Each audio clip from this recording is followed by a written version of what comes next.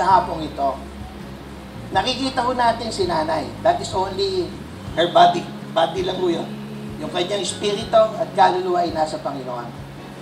Sana o habang nasa mundo tayo, wag po nating unahin lang yung mga bagay na panlupa kasi iiwanan mo yan.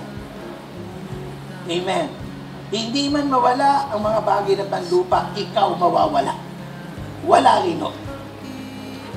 Pero the moment na pinagandaan mo natin yung buhay na walang hanggan, mga kapatid, yun ho yung pinakatagilang bagay na pwedeng maganap sa buhay ho natin. Iwanan man kita,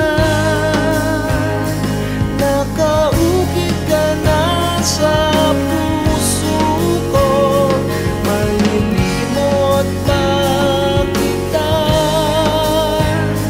nakaukit ka na sa puso ko.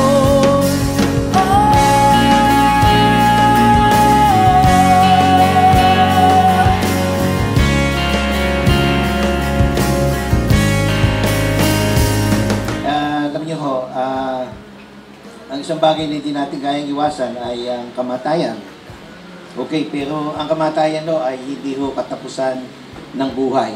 Actually, the moment ang isang tao ay namatay, yun ho yung tunay na buhay. Kaya sabi ho ng ating Panginoon, sabi sa Ecclesiastes chapter 7 verse 3, mas mabuti daw ho ang pumunta sa bahay ng namatayan kaysa bahay ng may handaan, sapagkat dapat malaman ng buhay na siya ay nakatakdang mamatay.